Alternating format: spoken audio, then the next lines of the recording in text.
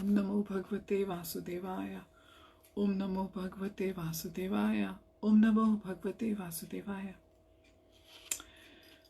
Welcome to the live reading from Brilliant as the Sun, a retelling of Srimad Bhagavatam, Canto 1, the Sages of Naimisharanya. At the moment we are reading from chapter 5, Instructions of the Great Sage Narada. So let us begin. So Narada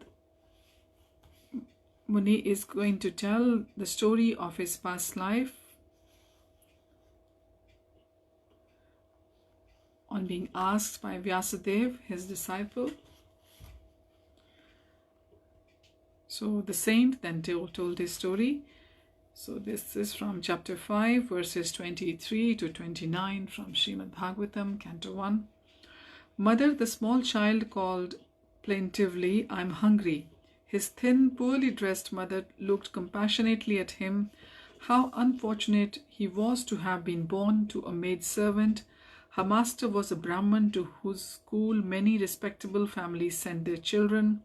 These children were always well fed and clothed and spent their time in study or leisure. Her poor child, however, was obliged to work all day. Looking tenderly at her scrawny boy, tears fell from her eyes. "Are you hurt, mother? Shall I help you?" She laughed at his innocence. "I too am hungry, child. Let us quickly finish cleaning these pots, and then we eat together."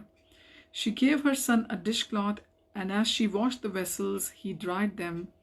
When the chores were done, she took the food which had been left and prepared 2 plates. "Come, child," she said, taking her son's small hand, "let us eat." They had barely finished their meal when her master arrived. She stood up quickly as the kindly-looking Brahman entered the room. Sit down, he said. "Finish your meal." "Thank you, sir, but I have finished now. How may I serve you?" 4 traveling ascetics have arrived," he announced. "I have invited them to stay here during the rainy season. Would you like to serve them this year?" he asked. He always gave the servants a chance to attend holy men who arrived. In this and other ways, he tried to help them attain a better destiny in their future lives. The woman folded her palms and thanked him. "I would be honored for such an opportunity." "Very well, but remember, they are monks. They do not like to be too close to women. You can get your son to directly serve their meals while you cook and clean." For the next 4 months, that is a Chaturmas period, as we know, from the rainy season up to the end of Kartik, the child waited upon the 4 elderly Brahmins. After serving their food, he would sit nearby as they ate in case they wanted anything, and while doing so, he would hear their conversations. The ascetics took a liking to the boy. "He is very sober for such a young child," one remarked. Another asked him, "What do you like to play?" "I don't play, sir," replied the boy innocently. "I help my mother with her work." After a pause, the child added, "But I enjoy listening to your stories." The men all laughed. "Well, boy," said one of them, "if you like, you can sit with us whenever we talk. Then you can hear more of our stories." "I would like that very much, sir," said the child. "But you must not interrupt or make a noise," warned the ascetic. "No, sir, I promise to be good." From that day, if the boy was ever absent when the saints were talking, they would ask his master, "Where is the lad? Please send him here." Seeing the attachment of the holy men had for the child, the master told his mother to excuse him from any other chores. He should remain with them as much as possible. They seemed to like him, he said, patting the boy's head. On one occasion, as the ascetic spoke, one of them mentioned that to eat the remnants of saints bring about great fortune. So this is very important, to eat the remnants, the leftovers from a plate of a saint will bring a great fortune to anyone. Hearing this, the boy wondered if he could receive any of their food. He would have to ask them for a portion, as they only ate small amounts and never left anything on their plates. That afternoon, after serving their meal, he got up his courage and meekly said, "This morning you explained that it brings great fortune to eat the food left by the saintly persons." "Yes," replied the ascetics, surprised that he had been listening so attentively. Blushing, the boy asked, "May I eat some of your remnants?" The four saints' hearts melted on seeing the child's simple faith. "Yes, boy," they replied.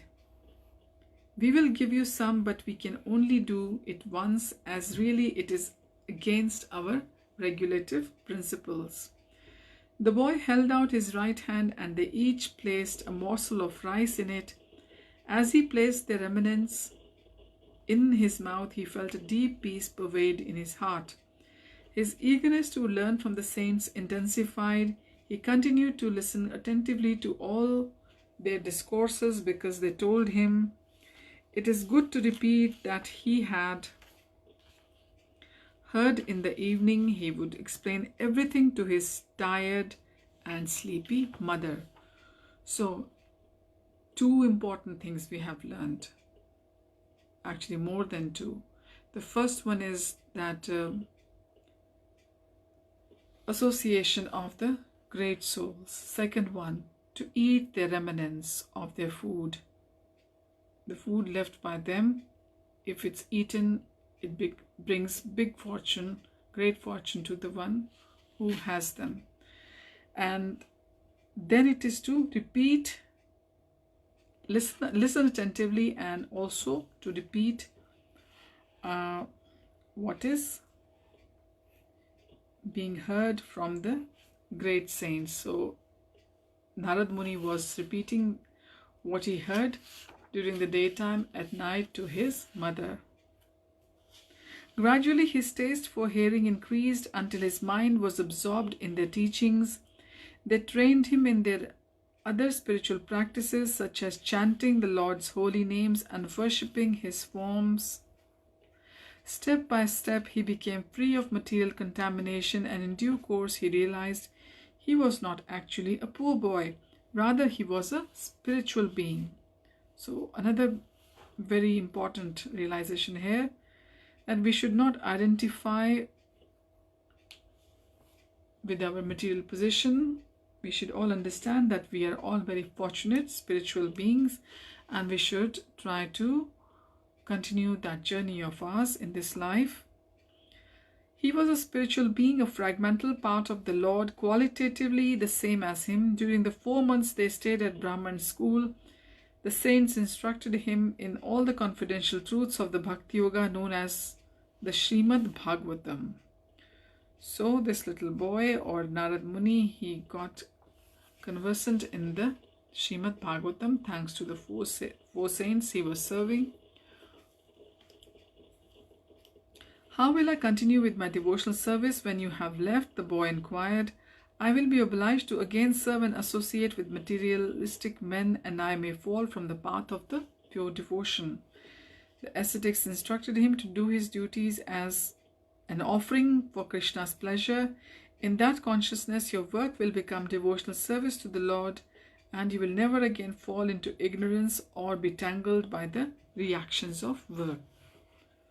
So a very big instruction again given to us, that we should offer all our work to Lord's pleasure, so we will not get entrapped into the modes of nature, and we will not also have the reactions of our work. "O holy ones, how can I offer my work to the Lord?" asked the child. "Whilst doing your chores, which you should see as your God-given duty, simultaneously remember Krishna by meditating either on his name, activities, instructions, or qualities.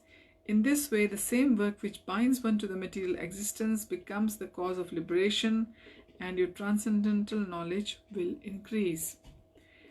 Initiating him into a sacred mantra, the saints taught the boy how he could mentally worship the Lord's form.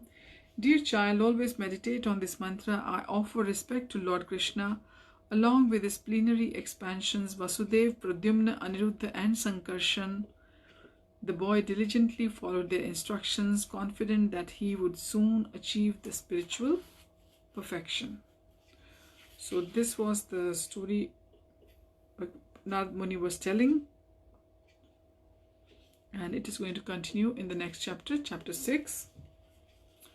Thank you for joining. Hari Om Tat Sat. Hare Krishna.